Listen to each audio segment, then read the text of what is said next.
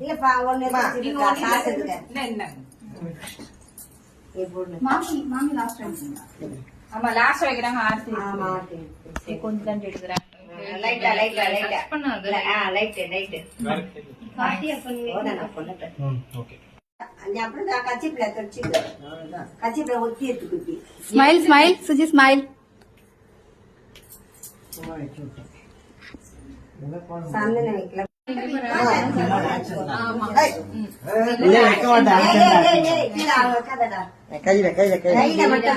சும்மா டச் பண்றாரு